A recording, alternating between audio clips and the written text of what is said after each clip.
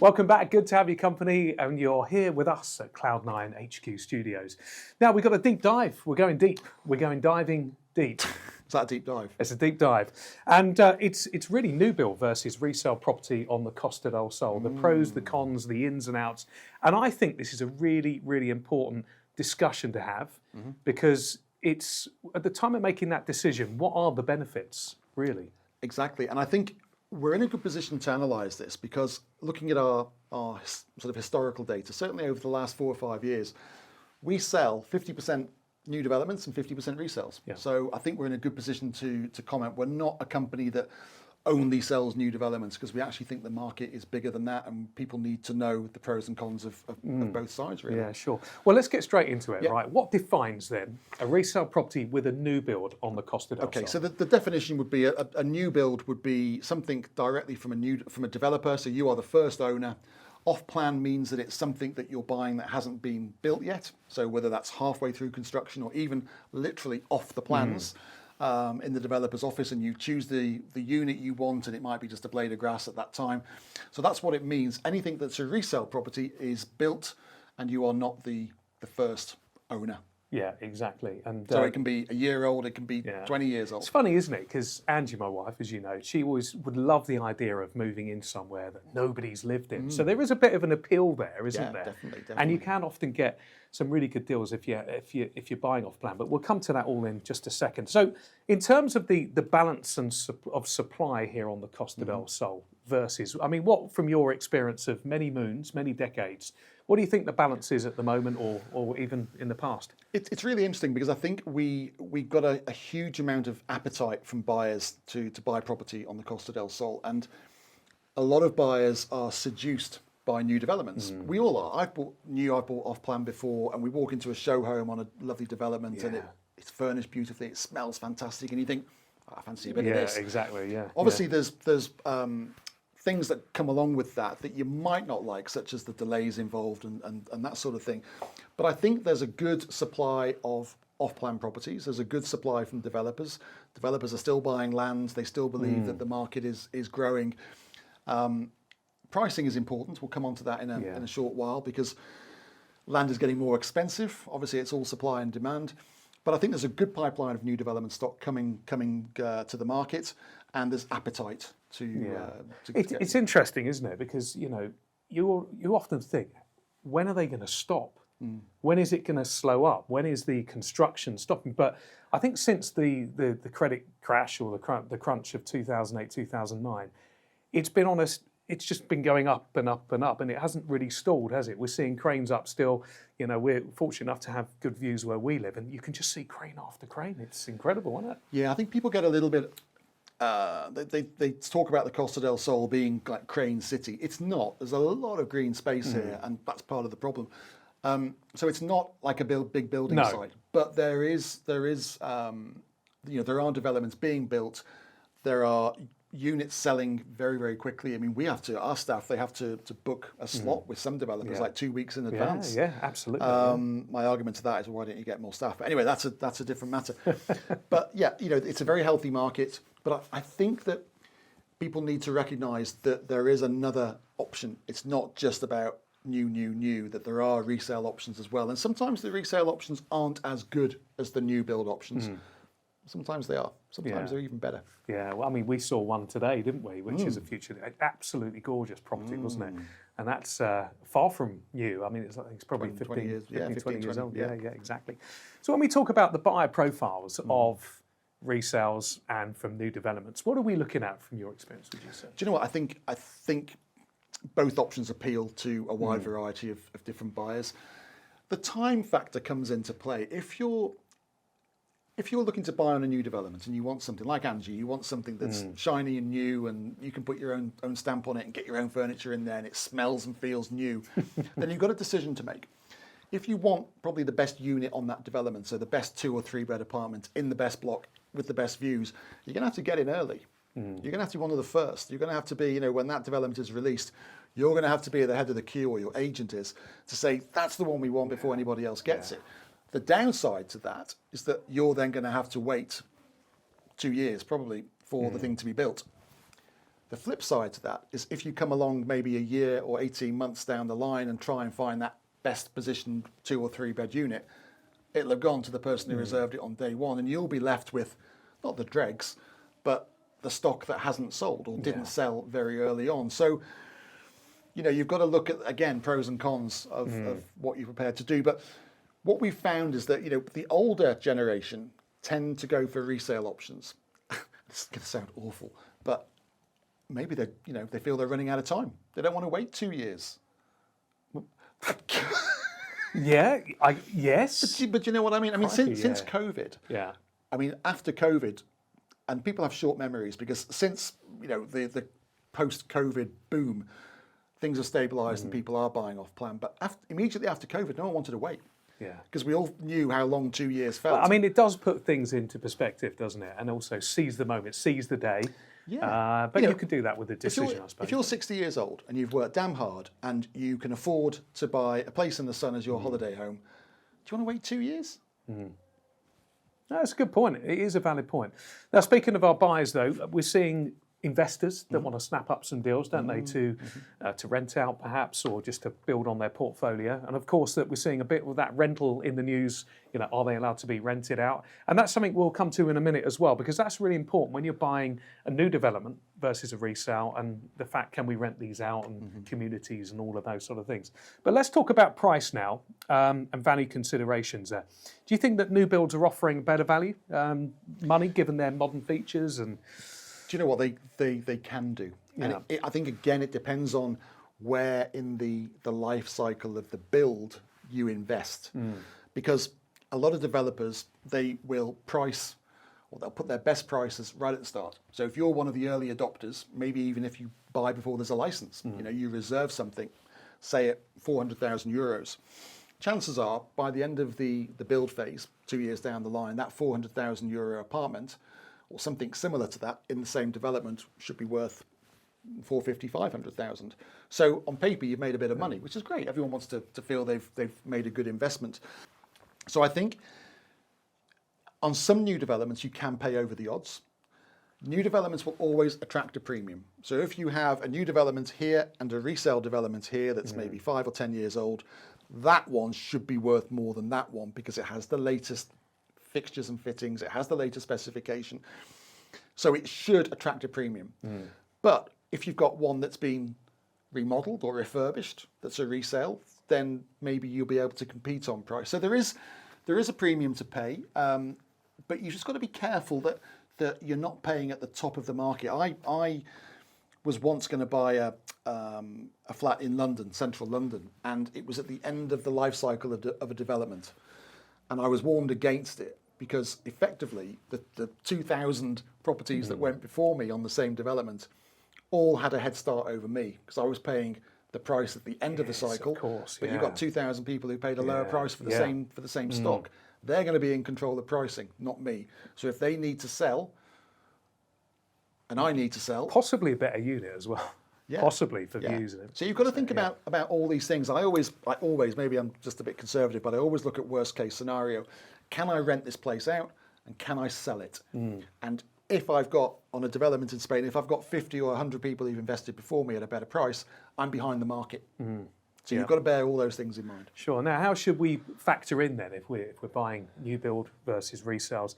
When we're talking about factoring in VAT, which is the IVA, the IVA, on new properties versus transfer tax. I mean, how does that going to work? So new developments will always attract a premium in terms of their pricing, but there's also a premium to pay with the costs, unfortunately. So with a new development, you pay equivalent to VAT, which is IVA, which is 10%, flat 10%, and you also pay stamp duty, which is 1.2%. So you're in for about 11%, plus your notary costs, your legal fees, all adds up to maybe 13 to 14%.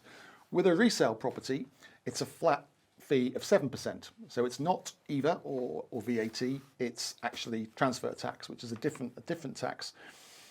And so that is what you pay, plus again your notary fees, land registry fees. So you're in for about 10%. So the difference in buying costs is around 3%. It's higher when you buy a new development. Yeah, sure. Now, what we're noticing with new developments as well, the price generally is the price set, isn't it? You can't really negotiate on that. kind of incentives, though, we're looking at with new developments versus the resales and things like that? Because resales can be flexible with the pricing, new developments not. But what can we do to incentivise on new developments? It depends, again, it depends how well they're selling. So some developers simply won't discount a penny, and they won't offer any incentives, and they won't increase our commission because they know they've got a damn good product. And if your client doesn't buy it, Darren, somebody else will. Yeah, so they don't care yeah. because to them it's a transactional event. They're not really bothered about who buys it. But that's it. There's no emotion there, is there? Emotion. No. And that's why it's easy to sell new developments, because effectively you're dealing only with the emotion of the buyer. And really, as you say, the prices are fixed. The developer doesn't care who buys their product. So it's a much easier, less emotive process than it is buying a resale, where you've got the ego of a buyer, the ego of a seller. And we know that, deals can go down to crazy things like knives and forks. I've had to go off to IKEA to buy a set of knives and forks just to rescue a deal. How crazy is that? Yeah. But that's what can happen. Yeah, sure. Now, design quality and energy efficiency is worth talking about as well. And these are all questions, Sean, aren't they, that our clients have often asked. So we've compiled these questions really to kind of chew the fat a little bit and talk and dive deep in it. So what design trends are defining new developments? Open plan layouts, smart home tech, sustainability, that sort of thing. Yeah, I think sustainability is the big one, and the eco-friendly nature. So a lot of developers now are using the very latest energy-saving materials, whether that's the best windows or flooring or insulation. Also solar panels. A lot more of the energy supply for the community is fed off solar. And that's obviously just going to carry on improving. And if you buy a 20-year-old home, it's probably not going to have any of that. Well, this is it. So if you go back sort of pre-2008, for example, and we're seeing older properties there, how do you think they differ in terms of materials, build? I know it does. It could mean different styles or whatever. But what do you think from what you've seen? Look, there is going to be a compromise and a trade-off. You aren't going to get the very latest things that, if you're into your energy saving measures, then you're not going to get that with a resale. You might have to retrofit some of those things. But what you might get with a resale is you might get a little bit more space, because land was cheaper back in those days than it is now. So there's a whole load of things that you have to weigh up. Now, energy ratings, a big thing, aren't they? Yeah. A to G. We're finding more and more people are inquiring about that. How important do you think that is with a sale these days? I think it has a degree of importance, but I don't think it's ever a deal breaker, to be honest with you, because people know, most experienced property buyers and investors know that if they're buying something 20, 25 years old, it's not going to have an A rating. And they will just assume that, and that's fine. But if it's something that's particularly alarming, and if they want a survey and someone says, look, your windows are shot, there's no double glazing, there's no insulation between the floors, then obviously that will become a factor, and that then might become a problem. Yeah, for sure. Now, obviously, I suppose looking for and against buying a resale over a new build or vice versa, one of the things that we're seeing a lot of resales, renovations are probably needed, aren't they? And how will we look at budgeting for that? Again, depends on the space, depends on the spec that you want, and depends on what's required. I normally say it's normally things like kitchens and bathrooms that need attention. A lot of people bought homes 20 years ago and haven't touched them, and they're coming onto the market now, and you think, oh, really? It's that tired old kitchen from 1975. So kitchens can be anything. I mean, there isn't an upward ceiling on it. Kitchens, I would say a standard size kitchen of maybe 10 square meters. It's probably, for a whole rip out and refit, it's probably going to cost €15,000 plus. Yeah, probably 20, and it's 25. interesting, isn't it? Because you can say 15,000 plus, but then you can go to some villas where they said, oh, well, this kitchen costs 375,000. It's like, wow. Yeah, absolutely. And similar for bathrooms. Bathrooms tend to be quite small, sort of between 5 and 10 square meters. Tends to be a little cheaper because there's less to do. But again, a full refit of a bathroom is probably anything between 5 and 10,000 euros for a good quality.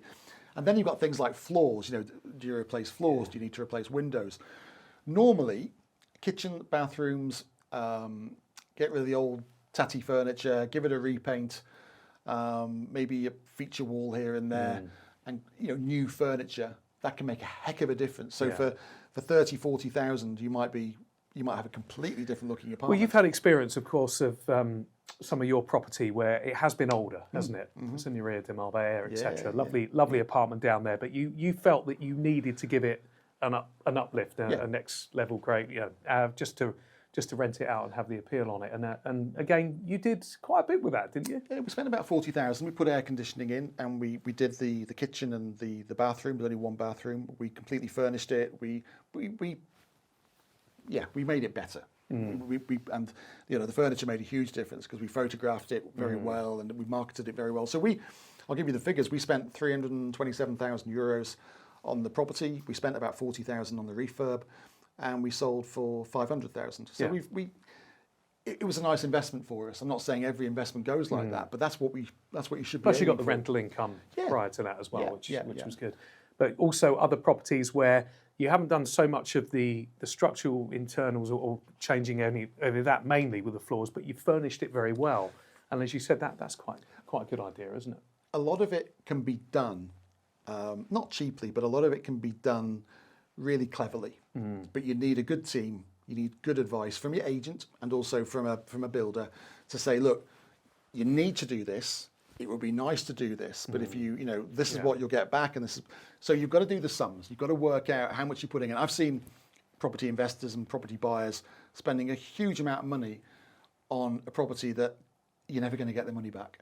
It's a bit like a car. When you buy a car and you want lots of options fitted, like ambient lighting and things like that. Oh, I love a bit of ambient lighting. You're not necessarily going to get that extra expenditure back when you sell that car, but it's nice to have. Yeah. So you've got to stop the ego getting in the way of your decisions. Yeah. It can be very self-indulgent, particularly if you've got the money, and you want to do this, and I want this. Actually, if the whole idea is to sell it in the future, sure. Yeah, something worth thinking about there. Now, location, lifestyle, and they will say location, location, location. And for and against, I guess, if you look at the new builds and resales and things like that, hasn't every decent place been already built on? This is a good question, isn't it? Yeah. Because if they're still building, where are they going to build that's actually of significance or convenience? It's a really good point. And location is the most important factor in any property purchase. It really is. Okay, pick one. The Golden Mile, right? You think there's nowhere else to build, but they're finding places, aren't they, that you would never even think about. And actually, they do look quite nice. I mean, look at Benelux and places like that. The Golden Mile is a great example. So you've got probably 3 new developments there. You've got Benelux, you've got Epic, and you've got the one on the front, Uno. Oh, yes, right. Which is the most amazing location, right next door to the Puente Romano Resort. And those are not easy land deals because that land has been there a long time. It's gone through various hands. It's very difficult to build in Marbella. So that land has a really strong value. But Uno, I mean, that development is selling 3 or 4 times over now because investors are buying, flipping again. And it's an incredible success story. But that's because everyone appreciates that beachfront plot is absolutely prime land. It's a bit like buying in London. If you buy in Mayfair or if you buy in Canning Town, there's a difference in price. Sure. And that comes with amenities, it comes with the quality of life and all those sorts of things. So you're going to pay far, far more in Mayfair than you are in Canning Town. Same here, you're going to pay far more on the Golden Mile. But what it means for developers, because obviously most new developments now can only go on land that's available, and that is kind of going out of the towns. So it's on the hillsides, it's maybe just on the outskirts. We're saying that. Is it pushing the buyers into the hills, would you say? A little bit. I mean, Estepona is a great example because Estepona has, in the centre, it has pretty much 90% resale stock, but there are little pockets and a lot of renovation developments in the old town, particularly of Estepona, which is still very, very attractive, but they're not new developments, so to speak. They're renovations, and they're very attractive. But the new developments of large-scale apartment complexes are going on the outskirts of town, and they're not cheap. I think somebody told me the other day that 2 beds on the outskirts of Estepona, good quality, started at about 500,000 euros. And you can't really walk into town from there, but it is a new development. So do you buy a resale in the town at 350,000 and spend 100,000 on it and do it up, or do you buy something that maybe has more amenities and better qualities, but you need an Uber to get anywhere. Well, speaking of the amenities, facilities on site, we're seeing more and more of this, aren't we? It's almost like everyone's competing now, aren't they? Well, we've got this, we've got that, we've got co-working, we've got yoga spaces, we've got gyms. Gyms were always there, weren't they? But there's more and more now, isn't there? Yeah, I mean, I was doing an audit on all our new developments, and there's hundreds of them. And interestingly, pretty much all of them that start above 300,000, which is most of the developments, they all have a gym on site. Yeah, they've stuck it in somewhere. Most of the out-of-town new builds have the space. But then when you get into the sort of 500,000 plus, things like co-working space come into play, maybe indoor pool, spa. And those are big ticks for a lot of people. If somebody wants a gym on site or somebody wants a co-working space and they only want to look at those developments with those amenities, it wipes out most of the resale stock. So then you are really looking at new. I think the reason for that, because we often talk about after COVID, people thought, okay, well, I don't want to be here anymore. I want to be somewhere. I want to work somewhere remotely, digital nomad and all that type of thing. Do you think that's why this is all part of it now, part of the sales to make it more appealing? Absolutely. And I think people like the resort style environment. We had a lot of clients from the States coming over. That's what they're used to. They want those amenities on site. The only thing to bear in mind, again, it's the pro and the con. The only thing to bear in mind as a potential buyer or investor is that if you've got all those goodies on site, you're going to have to pay for them. You're the owner of a proportion of that development. So if you've got a load of gym equipment, you might not have bought it up front. You probably did in a roundabout way. But if you've got 4 different areas to maintain, if you've got a nice indoor pool and spa area, that takes maintenance.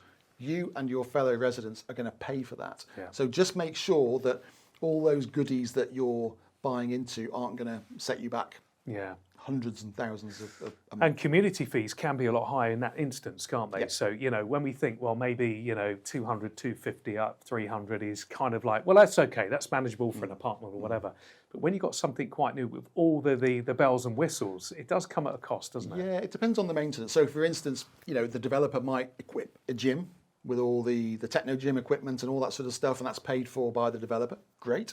So that just needs maintenance, which should be fairly straightforward.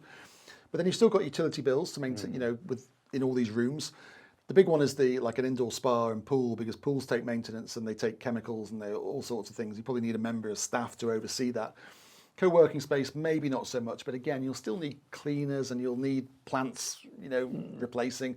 There are costs. The biggest cost in any community is 24-hour security, because effectively you're paying 3 people's salary. And I know I've been banging on about this for years, but you've got to work out whether you need or want 24-hour security.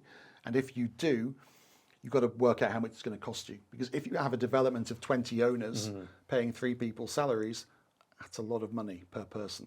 If you've got a development of 200 owners paying 3 people's salaries, then it's a tenth. Down, it's a tenth of what the other scenario is. So all those things need looking at. And again, a good agent should explain what's going on and why community fees are pitched at a certain level. And very often the developer won't know. The developer will give you an idea, it's going to be around 250, 300 euros. And then you take over on day one and it's all of a sudden set at 500. Well, that's it. That's when it all changes, isn't it? After occupancy, all of a sudden, or occupation, should I say, it changes, doesn't it? It can do. And this is where it's important to work with a reliable developer who's not just going to tell you what you want to hear at the point of sale. So now let's talk about the buying process and legal safeguards. The key differences in the buying process between off-plan purchase and resale. What are we looking at there? The only real difference is obviously the fees, which we've mentioned before, but also the time span. So with a resale property, if you see something you like and you've negotiated a price that suits both parties, then effectively you pay a reservation deposit, and then you aim to exchange private purchase contracts, which is normally within 10 to 14 days, at which point you pay 10% of the purchase price. And at that point, that binds everybody in, really, because if you pull out, you lose your 10%. So it's a chunk. It is. It's a commitment. It's a commitment, rather than a chunk. Yeah, and then in the private purchase contract, a completion date will be set that's agreed to by both parties. So it's a fairly straightforward system. With new developments, there's normally a payment plan. So you might pay a reservation deposit to secure the property. And then during construction, depending on how far down the line the construction is, there'll be amounts to pay. So normally developers will want 30, 40 or 50% before completion. And there's normally a degree of negotiation as to how that's paid, and sometimes there isn't. And then at the completion, you'll pay the balance. And that's the only difference really in the process. Yeah. I like the idea of the 10% because it does seal the deal, it gets that commitment going, doesn't it? And I think that it kind of safeguards both parties, really, doesn't it? It does, because look, a normal reservation deposit of say 6,000 or 10,000 euros, there's a lot of money to lose, but a lot of people who are buying in this bracket can afford to lose it and walk away from that. So developers and private vendors like to secure a deal by getting that first big payment paid, because then it really does tie a buyer in. So yeah, that's what most agents, most lawyers, and most people in the transaction will want to get to. I mean, it's like we've got one going through at the moment for next year completion, one of the big villas. The 10%'s already gone, but it's actually probably about another year before the completion's due, isn't it? So there's a bit of a wait there as well. Yeah, and the thing is, when it comes to financing stage payments, you can't use a mortgage to do that. So when it comes to resale property, at the end of the process, at completion, you can obtain a mortgage from a bank, a local bank, for maybe 60 or 70% of the price of the property. With an off-plan purchase, you can only finance at completion. You can't ask a bank to help you out with the interim payments. That's got to come from your own sources. Yeah, for sure. Now, in terms of the lawyer situation here, I mean, how important do we think it is to get an independent lawyer to do the due diligence with an off-plan?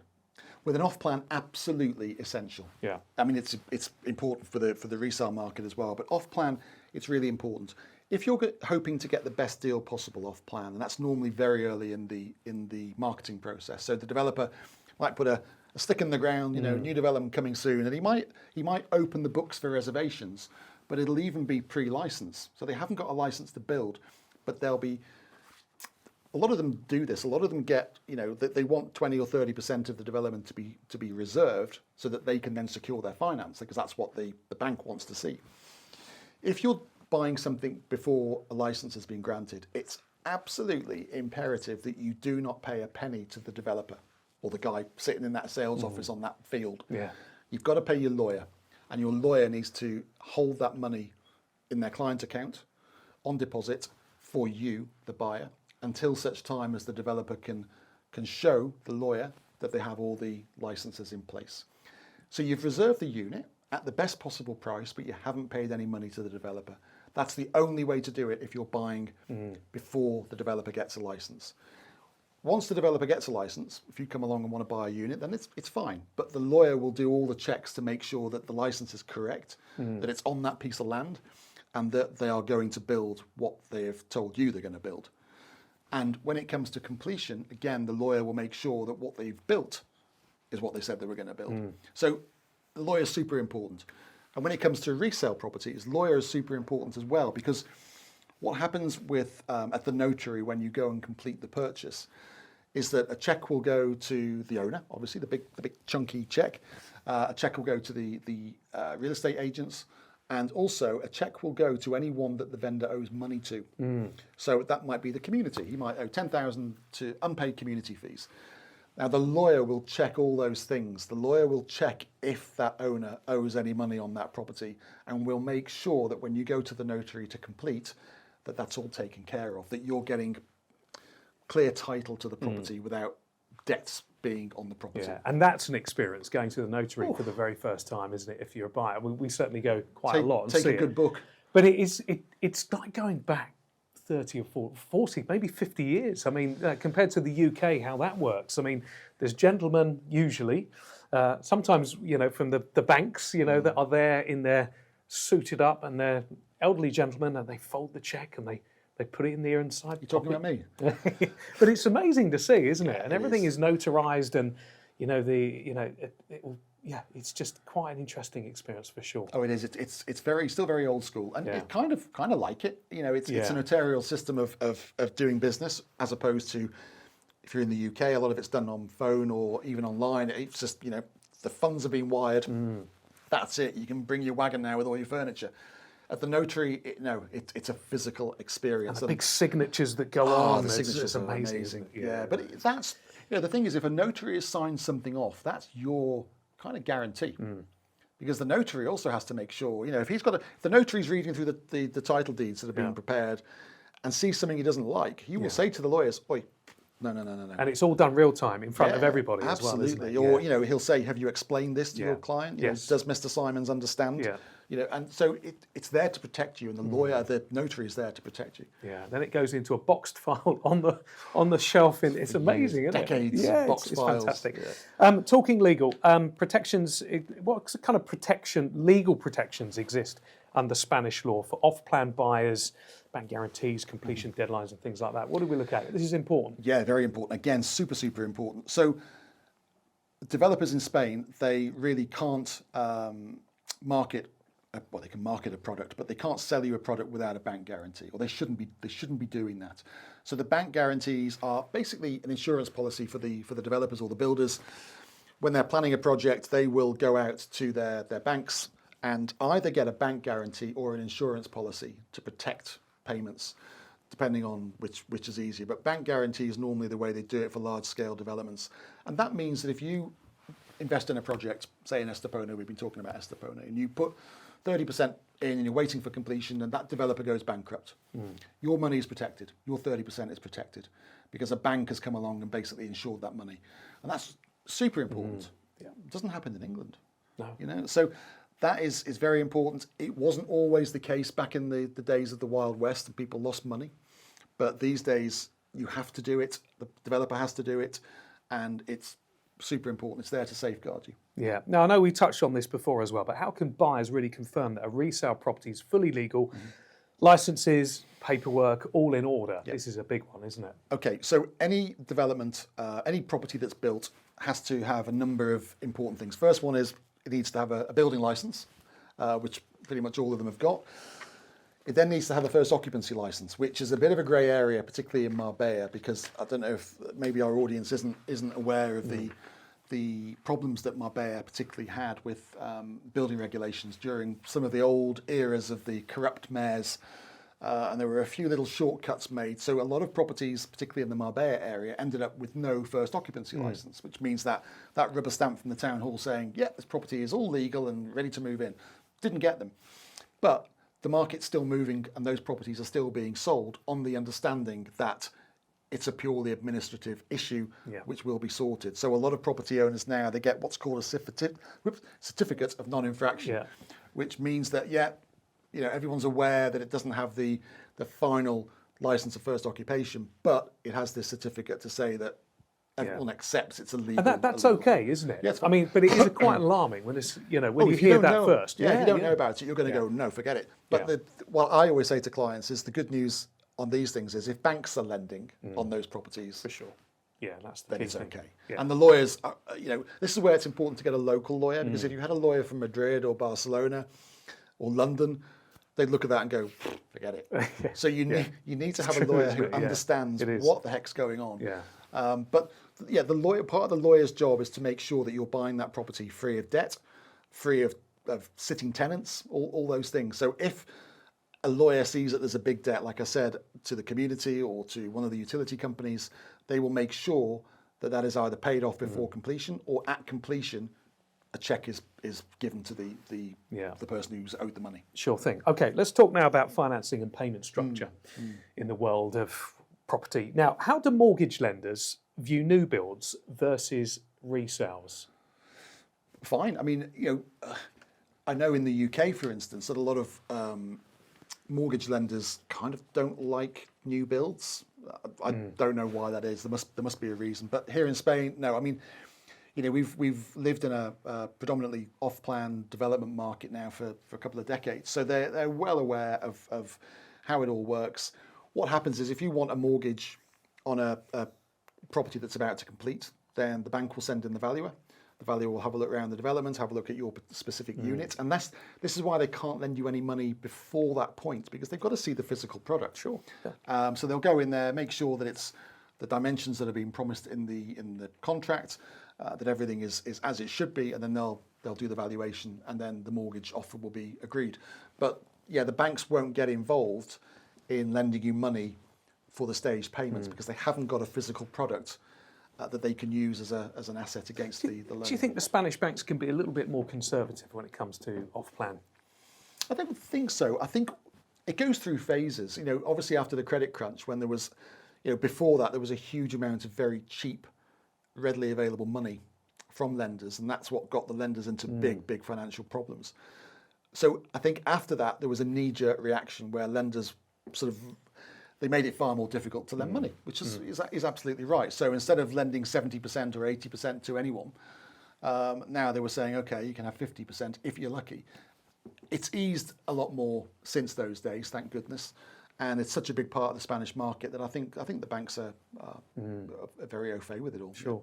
Now, we've spoken about this a little bit before, but what are the typical payment schedules for off-plan purchases compared with the standard resale transaction? Yeah, so standard resale, it's pretty much 10% followed by the balance at completion, unless completion is delayed, in which case sometimes they ask for a further payment just to solidify the deal.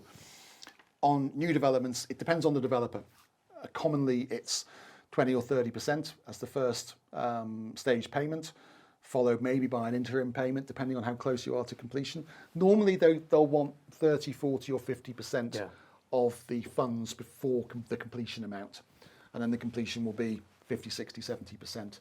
That's how it normally works.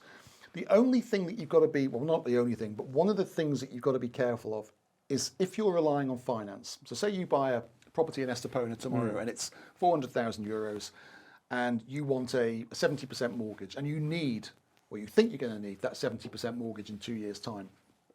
What you're hoping really is that property either remains valued at 400,000 or in fact hopefully goes up to 500,000. Great, fantastic, happy days. The problem that you might have is if the market dips and that 400,000 euro property that you've just reserved ends up being worth 350,000, because the bank at that point of completion is not going to give you a mortgage based on 400,000, it's going to give you a mortgage based on 350. So you've got to allow a little bit of wriggle room, almost stress test that issue. Because a lot of agents won't tell you that. Yeah, it's good advice, actually. Really good, yeah. That is the risk in terms of buying off plan, is that if you're reliant on the bulk of it to be financed, you've got to make sure that if there's a slight shortfall, that you can cover it. Yeah, no, for sure. Currency fluctuation, can they affect stage payments for off-plan buyers abroad? They can. You know, if you're in the UK and you're buying a property, we'll use the 400,000 analogy again, and it's the exchange rate is 1.4 to the 1.4 euros to the pound, and then it goes down to 1.2 or goes up to 1.8. That's a huge difference in the money that you've got to find, not the value of the property. The property stays the same in euros, but in terms of what you've got to find at the other end on the currency, it can fluctuate. So what a lot of savvy buyers do is very early in the process, they'll speak to a good currency conversion specialist, people like Moneycore or Smart Exchange. There's hundreds of them. Keep phoning me every day, and they will advise you. Because what you can do is you can forward buy to protect you. So if the currency is at a certain rate, you can forward buy that rate. It's a bit of a gamble because you might actually lose out, but at least it guarantees you what you're going to pay. Yeah. Now, investment and rental potential now, when we're talking about yields, what do you think? Now, you're the expert at this, I think, personally, because you've had a lot of experience in looking at resales to rent out. What are we looking at? New builds with the modern appeal or resales in the prime established areas? Now, this is an interesting one. That's a great one, isn't it? And I think both have their position and their part to play. Yield is all about a figure, and that figure is the percentage return on the purchase price of the property. So you're always going to pay that new build premium. So you might have a two-bed apartment in this new development here and a two-bed apartment of the same size in this resale development here, 20 years old, and they're side by side in the same location. You've paid 450,000 for this one, and you've paid 350,000 for this one. If you're getting 2,500 euros a month off this one and 2,500 euros a month off this one, that's the one to go for, because you're paying 100,000 less. Sure. So your yield is much, much higher. Your percentage yield is much, much higher. If you're getting 3,500 here and 2,500 here, then that one's the best one. So you've got to weigh it up, and you've got to do your maths, and you've also got to look at the cost that you're going to have to incur as well, because that then eats into your gross yield. So your net yield might be much, much lower than you think, because you're paying €800 a month in community fees for the 3 chaps on the security gate. Yeah.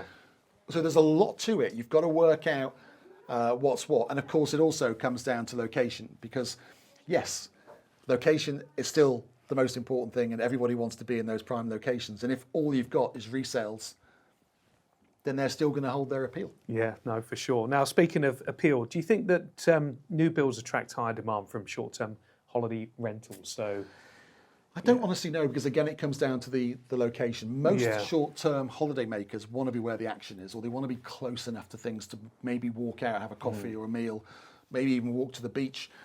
They tend to be the resale properties, don't they? So I always think if you buy a good resale property in a great location, you get it for a decent price, and you do a nice light reform on it, furnish it very nicely, you're going to get loads of rentals coming in. It's interesting though, because we talk about the resort places as well, like Presa Pueblo and things like that. I mean, they've got everything on site, haven't they? Yeah. From little shop, gym, co-working, swimming pools, whatever. Yeah. So but that's kind of set back quite a bit, isn't it? So it's going to take you a tidy walk to get down the hill to the local amenities. I think for short-term holiday rentals, you either need to be where the action is, or you need a resort-style environment, exactly like that, where people can pitch up, maybe from an Uber from the airport, and they can chill out, and they've got those amenities on site that they can rely on. It's important. Yeah, I know it's an obvious one. We spoke about this earlier on, but obviously resales, immediate, you can have your property as soon as you purchased it. Yeah. But off-plan, we could wait 12 to 24 months. I mean, there is a timeline difference there, isn't there? Absolutely, and some people don't like waiting. Some people do, because they love it and they want it so much, and they want to be the first occupier, that they are prepared to wait.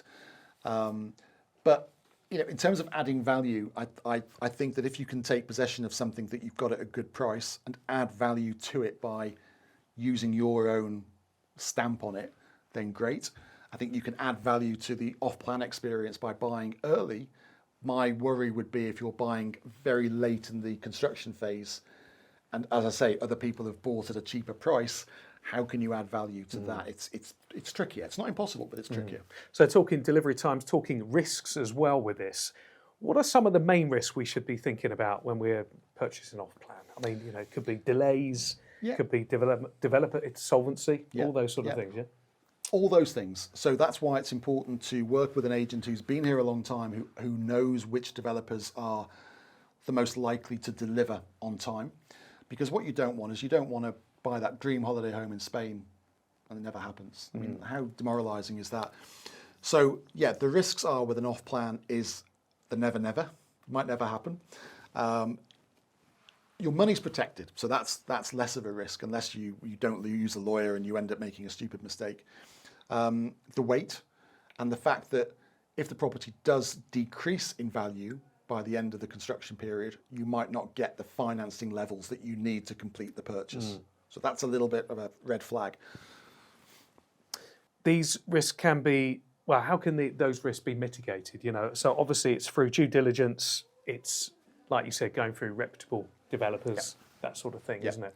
Yeah, I mean, there are companies out there like a Taylor Wimpey, and there's plenty of others who have a very good track record of delivering on time, on budget, and do a good job. And the after sales is good. At the LPA, which I'm a committee member of, we're actually going to be putting together a spreadsheet of developers and who's good, who's not so good at different aspects of the process, and that'll be quite interesting. Yeah, for sure. So conversely, what are the hidden risks of resale? I mean, there's a few. There are a few. You've got to make sure that what you're buying is legal, and that you're not going to get any debts or any squatters or anything like that. So you've got to make sure that the lawyer you use can recognise those things, and lawyers, any lawyer that you do use will be able to make sure that you're given free, clean title to the property. Yeah, I think structural issues can be a problem as well, can't they? With an older property, any historical problems there? Bizarrely, the construction issues can be worse with a new build, because corners are cut, because the market's buoyant and they want to get onto the next project. With some of the older developments, the quality can actually be slightly better in terms of insulation and actual build quality of a block of apartments or a villa. It very much depends on when it was built, depends on by whom it was built. And again, a lot of things can be found by looking at the minutes of the last meeting, the annual general meeting of a community. Because if a community's got serious issues with the previous developer, or issues with the quality of the roofing or something like that, you know, like a fundamentally quite serious issue, it'll be in there because the community will be trying to sort it out. And it may be that the community fees are $750 a month and they should be $400. And you'll look at the minutes and go, that's because they're having to spend $200,000 on replacing 2 roofs. Yeah. So it's important that your agent is aware of those facts if he or she is. If not, it's important that the lawyer checks those items for you. There's always something on a community. Don't expect plain sailing. There's always some problem, non-payers. You know, there's always defects. There's always something. So don't get alarmed. But if it's something big that's going to cost you a load of money, you need to be aware of it. Yeah, sure. Now, emotional and lifestyle factors. Now, this is really, really important. This is a biggie, isn't it? People choosing the new life in the sun. Yeah. How much does peace of mind play a role, do you think? Peace of mind is hugely important, or it should be, because you're buying in a foreign country. You know, if I was buying in England, I'm from the UK. If I was buying in England, I'd make sure I had a lawyer. It's going to cost me money, and I'm a lawyer by trade, but I'd make sure I had a lawyer who was going to do all the due diligence on my behalf. I would make sure that the developer I was working with was reputable, that they built something else before that I could maybe go and have a look at. But ultimately, it is about gut feel. It's about being happy, and it's about being excited. And do you know what? I suppose with the new build as well, you've got the warranty, the peace of mind, warranty living, haven't you? Yeah, you have effectively a 10-year build guarantee. Yeah, exactly. And that's important. And you know, I just think it's just important to do your checks, you know, and just make sure that you've looked at the numbers, that you've looked at who you're working with, who you're dealing with, and that it feels right. If it doesn't feel right, normally it's not right. Yeah. Now, a big one for me is I haven't had the experience of community living. You have, in probably all of your places you've lived in Spain, really, haven't you? I mean, absolutely. You know, even Montemayor at the moment, there's committee there. How, if you look at a new concept, a new development community compared to more of a established, you know, residents have been there many years and it's more established. Do you think they differ? They do. There's something nice about moving into a community new and at the same time as everyone else, because you kind of have something in common. So you make friends a bit quicker because you have that bond. And also you might have the same issues. You know, there might be certain little snags in the apartment that haven't been sorted out by the builder, which is naughty. But, you know, you can try and get them fixed as a community. With the older style developments, the resales, most of the teething troubles have been and gone, and you're on to maybe the second or third wave of buyers. There'll be people who know each other, so you'll feel a little bit like an outsider coming in. But you'll find that there's probably less hassle. There's things they've been running for so long. It's kind of like, we know about that drip from that roof. We know about this. And it's kind of nice, a bit more relaxed, normal. Yeah, and generally speaking, the community is really important, isn't it? You know, if anything happens, or a lot of people are a lot of the time they're on WhatsApp groups, aren't they? And they can share problems or good things, not so good things, or meetups. Yeah, I mean, the thing about it, the developer will deliver you say a block of apartments, but then it's handed over to you as the owners. You know, you are the homeowners association, and you will make decisions about the upkeep of the property. You will go and chase the developer if there's a problem with the build and it's still under warranty. So it's a really important body, the community, the residents committee. It's really, really important. Yeah. So emotions with buying as well. I mean, off plan, there's probably more chance of putting your own stamp on it, isn't there? Not knocking maybe a partition wall out or whatever. Resales, it's more, well, there it is. It's done already. And at the stage of off plan, there can be flexibility there, can't they? Do you think that's important? There can earlier on. Again, it depends on the buyer, and I think it's important we touch on the fact that, you know, with new developments, there's rarely any room for negotiation. But with resales, you can often bag a deal, and this again, it's important working with a really good agent because they will know the circumstances surrounding the vendor's situation. They will know if let's be honest, if there's death or divorce in the air, often there's a deal to be done. So if you're of that mind and you know it's more important to bag a bargain than maybe the right property, then you need to know about those factors. Because if you can bag that €400,000 property for 350, then you're you're in a win. It's interesting situation. actually, because when we rented, we actually bought off a couple divorcing, and tragic as it is, or sad as it is, they had to just get the deal done in a very short space of time, which meant that we did get a very, very good deal. I mean, we're not in a market where there's too much distress at the moment. Certainly with the financial crisis, there were people who needed to sell. I got a great bargain in Los Flamingos from someone who just wanted out. And I think all of us were wondering if we were going to have a job the next day. So there were deals to be done and bargains to be had. Now we're not really in that position. Jobs are a lot more secure. There isn't a financial meltdown or anything like that.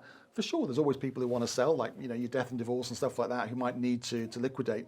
But it's harder to find those real bargains. Okay, some takeaways. Yes. Close it up, wrap it up a little bit. That was a good chat, though. Very good chat on that. I know. Look at you. This is opening up your years of experience. Your head go, here it is. So if we had to summarise, what type of buyer is best suited for new builds versus resale? Oh, do you know what? I don't think there's a specific type. It just depends on the personality and the risk appetite and the timescales.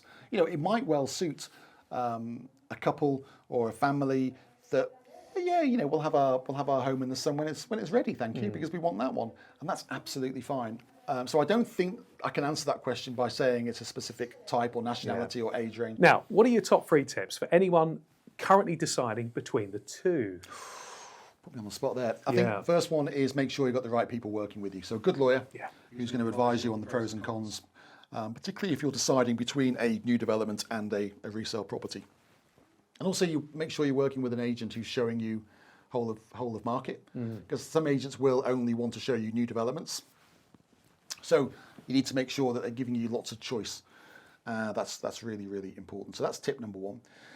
Tip number 2 is don't lose sight of location, because you may end up being seduced so far into a new development that you've forgotten it's in the middle of nowhere. Yeah, location's so important. Now, isn't being in the middle of nowhere is not necessarily a problem, because I'm in the middle of nowhere and I love it. But if you actually want to be in town and near the amenities, and all of a sudden, because you just like the indoor pool on that development up in the hills, you've got to bring it back to basics. Why are you buying? Yes. And location becomes critical. Because some people, like you said, are happy up in the hills. Exactly. It's no problem Fantastic. at all. Yeah. Number 3? Number 3, I would enjoy the process. And by getting the right people on board with you, you should enjoy it. Yeah. Should be an informative experience. There'll be some talking with your agent. There'll be some, calculating things, and there'll be some working stuff out. But that's all part of the fun. It's a huge decision for somebody to make, isn't it? And it should, or yes, it's considered. It might get a little bit stressy at times, that roller coaster. But ultimately, it should be the experience, being in safe hands, being looked after, guided through the whole process. I think that's really important, isn't it? And sometimes there isn't a wrong or right answer. It's quite often. And it's where your gut takes you. And very often, I think as the older you get as well, if your gut is saying, hang on, Sean, don't do it, don't do it. Yeah, the gut's really important to listen to, for sure. Let's close up now. Are there any emerging brands, like build to rent or branded residence, that might blur the line between the new build and the resale in the coming years? I think we're seeing 2 phenomenon. First one is the branded residence, which is incredible. Marbella has become like a Miami or Dubai, where we've got lots of great brands coming in, like Armani, Karl Lagerfeld, Dolce & Gabbana, Fendi, Lamborghini, go on and on. Yeah. And I think it's important. Let's bear in mind that when you buy a new development, you're paying an off-plan premium. When you're buying a branded off-plan development, which all of these are, you're paying an even greater premium because you're buying brand equity. You've got to make sure that brand has been involved in the project, because some of them, it's going to be a badge. Others, like I know, for instance, Dolce & Gabbana, what they're doing with Design Hills in Sierra Blanca, they've been personally involved on a day-to-day basis. They've flown in from Milan. The guys from Sierra Blanca have been over to Italy, and they've worked really hard together on making sure that it's the most amazing project. So that would appeal to me if I'm going to buy into that brand, knowing that they're involved, because that's why I like them. So that would help. You've also got to bear in mind, though, and this is where I'm putting my worst case scenario hat on, that if Dolce & Gabbana takes a dip and people don't recognise it as a global fantastic brand anymore, I mean it is, but if one of them did something crazy, killed someone, I don't know, but if there was something, I don't know, a bit extreme. Bit extreme. But if they're if the value of their brand dropped, then the value of your property in their branded residence is also going to take a hit. Yeah, So that's the only thing that I'd be worried about, because you're linked to that brand. The other thing you mentioned about the build to rent, I think you mentioned, that's something that's interesting. I think there's going to be more of I that. like this idea, actually. It's interesting. Well, I think certainly in London they've done it, because a lot of the overseas market stopped buying in London. So they had land they needed to build to keep going in business. So what they did was they built to rent rather than building to sell. And it's been very successful in the UK. But I don't know how much of that we're going to see in Marbella, maybe Malaga and some of the towns and cities, but not so much Marbella. Yeah, interesting. Well, Sean, as always, fantastic insight. I love doing these deep dives, actually, because it You do. Yeah, it just makes you dive deeper, doesn't it, into the world of real estate and property. It's always fascinating, isn't it? Hope you enjoyed it too. Thanks ever so much for joining us here. And please leave us any comments or any questions in the comment section below, and we will promise to reply and get back to you. It's always nice to have a bit of a talking topic conversation there as well. And maybe you've been on the journey, maybe you've decided resale over off plan, and tell us about your experience and what you think is best. Always nice to hear, isn't it? Don't forget to follow, to like, to subscribe. If you haven't already subscribed to the channel, please do so. We'd love to have you on the community, and we'll be notifying you of every new video that comes out as well. We'll be back soon with another video, another deep dive. Let's do another deep dive soon, shall we? All right. Yeah, it'd be good.